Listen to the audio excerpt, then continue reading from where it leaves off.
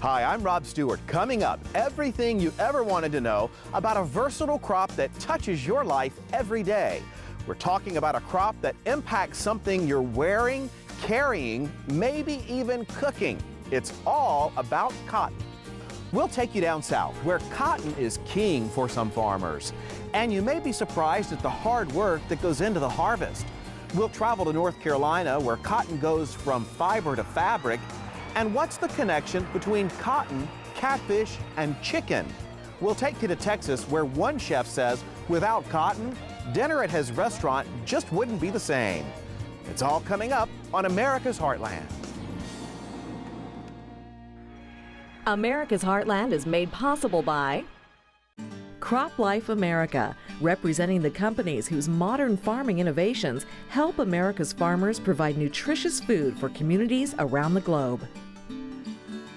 The Fund for Agriculture Education, a fund created by KVIE to support America's Heartland programming. Contributors include the following. You can see it in the eyes of every woman and man in America's heartland, living close to the land. There's a love for the country and a pride in the brand. In America's heartland, living close to the land.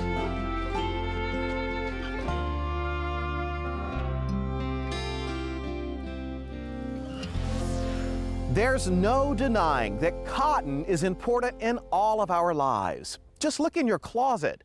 It's one of the most versatile fabrics in the world. Cotton production, processing, and sales generate more than $100 billion each year to the U.S. economy. Sarah Gardner says it all starts with the crop in the field. Come late summer across much of the southeast, you'll find cotton farmers taking to the fields to bring in their crops of fluffy white cotton. And here on Jay Hardwick's farm near Newellton, Louisiana, cotton production is all about growing more while using less.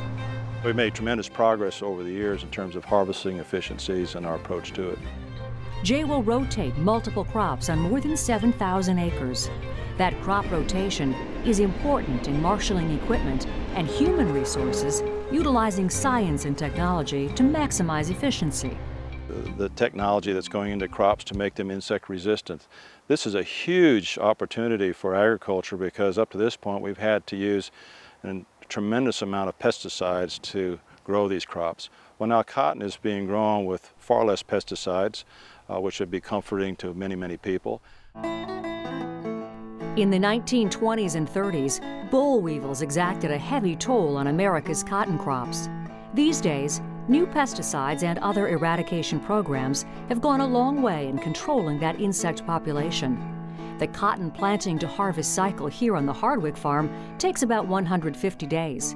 As part of the process, Jay decides when to spray his plants with defoliant, forcing the leaves to drop and making his cotton easier to harvest. What we're trying to do is allow the cotton to open to where it's 60% of the bolls, and this is the fruit of the cotton plant. When that boll opens up and is a cotton like this, that's ready to be picked. We try to create a harvest efficiency by opening up all the bolls so we can pick at one time. Okay, and how do you go about applying the chemical to a field? We use what are called a ground rig. It's a tractor with a spray boom on it, and it's a self-contained cab. The operator is in a closed environment, so he doesn't come in contact with any of the materials that we spray on the farm, so it's a very clean operation. Jay, his family, and crew utilize technology in bringing in their harvest. Coordinating information from that variety of sources means a more efficient use of machinery and field time. Well, the adoption of new technology like GPS equipment, satellite systems, computer-based technology and software. You know, the lure of it is just so impressive. It's almost as if you adopt this, you will have increased opportunities. Even with technology, a cotton harvest means long hours in the fields, using specialized equipment to handle the picking and transport. The front of the picker are spindles, and they're pointed, kind of like my fingers, and they have little notches on them. And those notches are rotating. And as they're rotating around in a drum, you're feeding the cotton through that drum. And then we have a tractor that's tied to what we call a bull buggy, a big basket on wheels that comes through the field, comes up alongside that cotton picker, and then he waits and they mechanically operate that and dump it into that big basket. A hydraulic cylinder compresses the cotton until it's tight enough to hold its shape. From the field, cotton will be processed at a cotton gin. The large modules will be fed into machines that clean and separate the plant material. Combing devices pull the fluffy white fibers from the plant, and the seeds are collected for later use in other products. Most of Jay's crop residue remains on the land. That no-till approach provides organic matter that reduces erosion and improves water retention. I think they say it takes 100 years to make 1 inch of topsoil, so you have to be a good steward to the land unless you don't plan on farming here for very long. And Jay is quick to point out that improvements in plant varieties as well as new techniques for fertilization and pest management have given farmers a chance to produce more while leaving a smaller footprint on their land. There's not a whole lot of land left, so we got to do a much better job with the land that's available. It's our responsibility to preserve it, protect it, but also make it as efficient as possible, knowing that the next generation, we want to turn it over to them so that they have the opportunity not only to provide food and fiber for their time, but also to pass it on to their children. Cotton production in the United States began with the colonists in Virginia. It then spread south and west to Texas. When farmers began irrigating crops, cotton production expanded to Arizona and California. So you've brought in the cotton crop. What's next? Well, most of us already know that the majority of cotton gets made into cloth, maybe for that skirt or dress shirt in your closet. But what happens after those big bales come in from the field? Well, our Jason Schultz says before you make clothes, you have to make yarn. Think about it. T-shirts, towels, all those white socks you own, your favorite pair of jeans. Right now, you're probably wearing something made from cotton. Well, this company was started in 1916, and it started up as a thread company. And then in World War II, it converted to yarn to make gabardine pants for the military.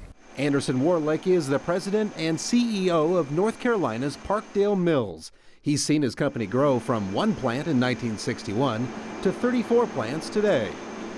The company today is going to produce anywhere from 900 million to 1 billion pounds of yarn per year.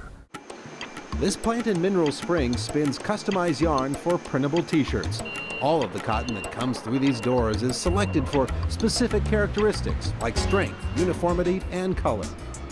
These bales are 500 pounds per bale. And what we do is we take this bale and we take the cover off and we take the straps off. The bales are lined up under an automated feeder that skims the tops, removing small tufts of cotton as it goes. What we're doing is we're taking off of 80 to 100 different bales. So we're trying to blend out the variability that is inherent in any bale of cotton. So by taking it off 80 to 100 that we know the characteristics of, we get a more consistent blend. The tufts are delivered to a machine that cleans and blends the cotton into a homogeneous mixture. From there, the rotating cylinder will comb or card the tufts into individual fibers. What we're delivering out the front are individual fibers that are in a rope-like structure that we call sliver. Next, 6 strands are combined into one in the drawing machine. And what a drawing process is intended to do is parallel the fibers.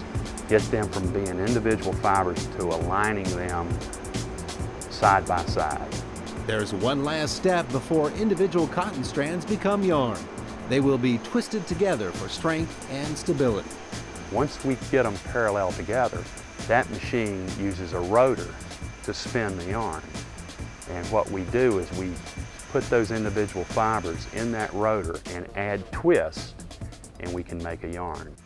This machine then spins and winds the yarn onto cones, wrapping it at more than 120 revolutions a minute.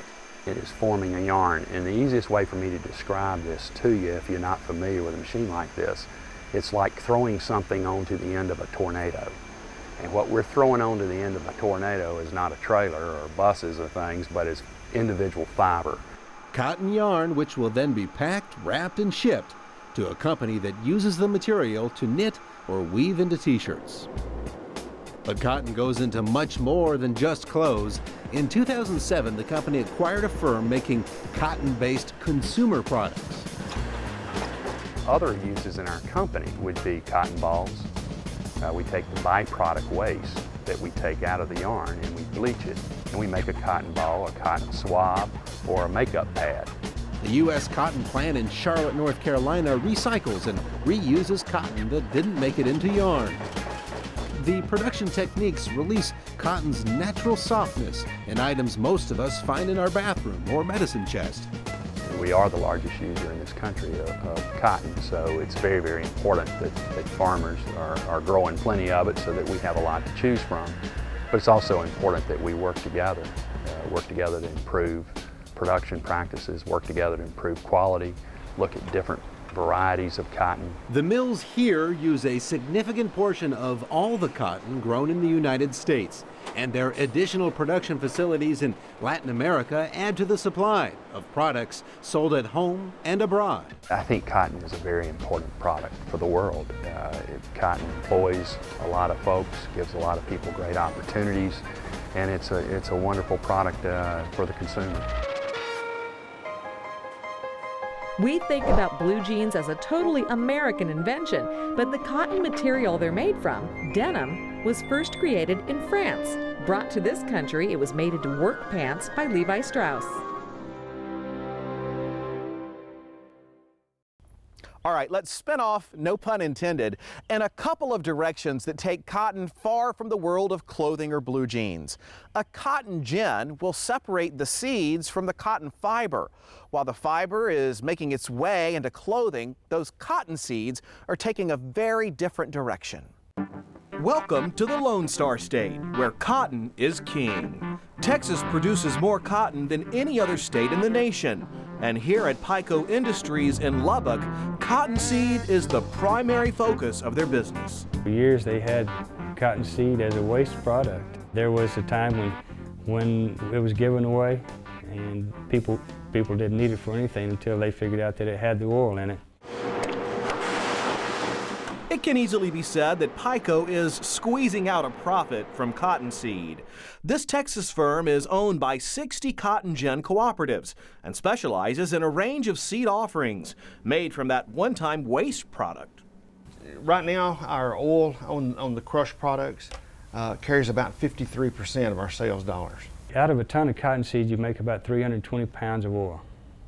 And so we will crank out we make about 720,000 pounds a day. Almost around the clock, dozens of big rigs deliver loads of cottonseed from the gins.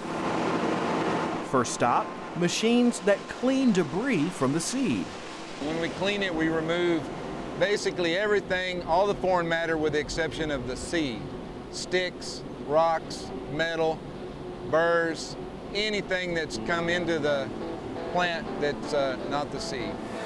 The seed then heads to stripping machines called delinters. They remove the tiny fibers of leftover lint found on the seed. That collected lint ends up being used in everything from mattress stuffing to food products. And they're used in differing industries from papers to currency and also made into cellulose, which is used in plastics and TV screens, different things like that. By now, the seeds look like just what they are, black-hulled cotton seeds. So next step, these machines crack open and separate the hull from the meat of the seed. Hulls are used in cattle feeding business. It's a roughage. They use that in the feed yards. The remaining heart of the seed is smashed into flakes, heated and pressure treated into oily pellets called cowlets. Those pellets pass through a machine which finally separates the oil from the meal. We'll make about 900 pounds of cottonseed meal out of a ton of seed, and that's for cattle feed. It's It's a great protein, 41% protein. As for the oil, shipped by rail, it goes through one more process before being sold for consumer use in everything from salad oil to frying fats. We have a marketplace that goes pretty much East Coast to West Coast. We have some potato chippers that are on the East Coast that use quite a bit of oil in making potato chips, and in the Bay Area likes it for the wok frying and so forth because of the attributes that our oil has. Cottonseed is your daily life, and that's kind of what we look at. It's in everything that we do. An average cotton fiber is slightly more than 1 inch long. That fiber is a single cell, one of the largest cells found in the plant kingdom. One other fact, cotton can absorb more than 20 times its weight in water. Cotton is grown across the country from Alabama to California, and it's a crop with a long growing season. Planting in Texas can begin in early spring, but cotton may not be planted until June in other parts of the country. Sarah Gardner says cotton farmers aside, some other folks are busy with the crop year-round. Cotton and cows seem an unlikely pairing when it comes to agriculture, but here on the Klein Peter Dairy Farm in south central Louisiana, cotton has become an essential ingredient in the production of the farm's milk and other products. A century back, Jeff Klein Peter's ancestors raised cotton on this very land, pulling the fibers from the plant in their very own cotton gin, and then looking for a way to use the leftover seeds and hulls. Jeff, it was your great-grandfather who started feeding cattle cottonseed, isn't that right? That's correct. He hated to waste anything, and we had a steam-powered cotton gin in Louisiana, and the waste product was the cottonseed, and he was told by an LSU professor that if we fed that to cows, we'd have the best milk in the world. That was in 1910. Today, a large portion of all the cottonseed produced in the U.S. is added to the feed mix of cattle and dairy cows. The makeup of the meal, seeds, and hulls adds digestible protein and fiber to their diets. When I look at the feed down here on the ground, I can't see cottonseed, but it's in there. It's a mix, right? It's in there. It's mixed up with the feed itself. Right in That's here. the actual cottonseed, just like the end of a Q-tip. And we fix it, put that in there and mix it in there and fix it up for these girls. And the higher protein diet we put them on, the higher the fat content in the milk, and the better the quality of the milk will be, the taste and texture. So we've been feeding it to our cows ever since 1910. While the Klein Peters get their cottonseed from outside sources, they grow other ingredients, like ryegrass, right on the property. We're missing 7 different ingredients for these cows. So we really have to give them a balanced diet, not only to get great milk production, but we need to take care of this animal as well and keep her healthy for as long as we can keep her, because she's an asset to our family business. There is another approach to dairy production here that most of us never think about. The farm's 700 cows get milked in a parlor where quiet is essential. Quiet in the milking parlor means the cow is going to be relaxed. She's going to let down more milk. She's going to milk out better. She's going to give better quality milk for us. And we believe that's the right thing to do, not only for the cow, but for our customers as well. In addition to the milk, cream, and other fluid dairy products, the Klein Peters have added ice cream to their production line in a bid to expand their operation outside the immediate area.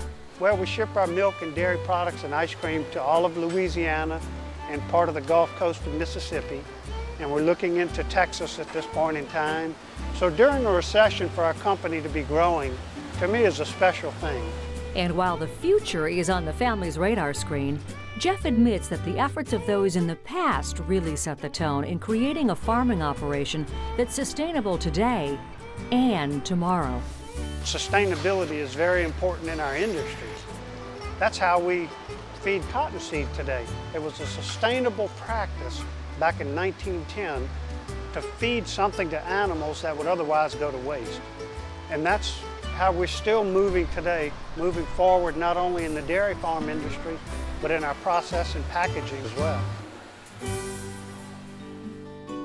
We call U.S. currency paper money, but the bills are actually a blend of 75% cotton and 25% linen. Thousands of $100 bills can be made from one bale of cotton.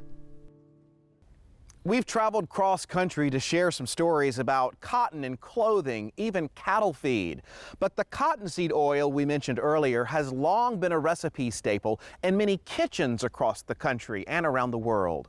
Jason Schultz says the cotton and cooking connection is especially important to one restaurant in the Lone Star State. Okay, Frank, today we got 150 people. We're gonna do catfish and fried chickens. The day starts early at River Smith's restaurant in Lubbock, Texas, where they're not only known for their fried chicken and catfish, but also for their particular method of cooking. We cook it in the cottonseed oil at about 350 degrees for about 5 minutes, and it comes out a golden brown, and the flavor is just unbelievable. Cottonseed oil has been used for cooking since the 1880s and was a key ingredient in some of the first shortening products sold worldwide. Today, the oil is used in salad oil, mayonnaise, baked goods, and snack foods like potato chips. Since Texas is a major cotton-growing state, Paul sees his culinary approach as supporting local farmers. When my customers come in, they ask where my product comes from. I can tell them it comes from the South Plains. You know, I know that my farmers did that. And two, you know, it's helping the people that are in here buying food from me. You know, and if I can keep them in business, then they're going to keep me in business. Okay guys, let's go. We're ready to go. A good portion of Paul's business is catering to community activities in Lubbock and the surrounding area. He has a fitting customer on this late summer morning, cooking for some 150 cotton growers at an annual cotton gin co-op meeting. Once the buffet line is set, the cooking gets underway. More than 100 pounds of chicken pieces, along with catfish fillets, are deep fried to a golden brown. Once you pull it out of this batter, you want to knock any excess batter off, pat it a couple times. That'll also flatten your fish out. As with everything in cooking, timing is essential to delivering the product to your plate. You can see on this chicken right here, it's coming out to a nice golden brown. You can see how crunchy the outside is, and the inside, when cooked at the right temperature, it's still going to have all the juice and all the taste that it needs to have. Once the cottonseed fried food is ready for the table, yes sir, we are ready. Patrons line up to dig into the country cooking laid out by River Smiths, which keeps the cooks hopping. You figure about 4 pieces of catfish a person, so you're looking at, we're gonna do about probably 800 pieces of catfish. Some of the chemical compounds in cottonseed oil give it heat stability and a long shelf life, characteristics important to cooks like Josh. You know, I can feed up to 5,000, 5,500 people on just one stretch of cottonseed oil, as long as it's been filtered properly. Cooking traits aside, for diners at this event, the only focus is on taste. Well, I love River Smith. It makes it nice and crispy, the cottonseed oil does. River Smith's a long-time Lubbock restaurant. We eat there quite a bit during the regular year, so anytime they come out to one of these functions, we try to be here. And for Paul and his crew, the end of events like this generate an opportunity to give their cottonseed oil another life outside the fryer. We filter the grease and take it to a bin, and then Valley Proteins out of Amarillo comes and picks it up, and then they turn it into cattle feed for our ranchers around Texas. So, you know, we're giving back. You know, they come and pick it up. They produce the food for the farmers. We're giving back to the ranchers after buying it from them. You know, it's a great thing. Paul will tell you that cottonseed, cooking, chicken, and catfish are all part of his family's history. Just look at the mural on the wall.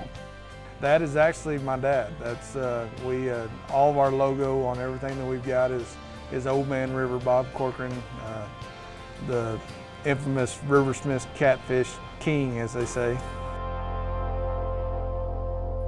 I think we can safely say that you're all caught up on cotton. Hey, before we go, let's remind you that our America's Heartland website has video from all of our shows and links to other information about agriculture. You'll find us at americasheartland.org. And if you're busy in the social media world as well, look for us on Facebook and Twitter. Thanks for coming along. We'll see you next time right here on America's Heartland. You can purchase a DVD or Blu-ray copy of this program. Here's the cost. To order, just visit us online or call 888-814-3923. You can see it in the eyes of every woman and man in America's heartland, living close to the land. There's a love for the country and a pride in the brand in America's heartland. Living close to the land. America's Heartland is made possible by Crop Life America, representing the companies whose modern farming innovations help America's farmers provide nutritious food for communities around the globe. The Fund for Agriculture Education, a fund created by KVIE to support America's Heartland programming. Contributors include the following: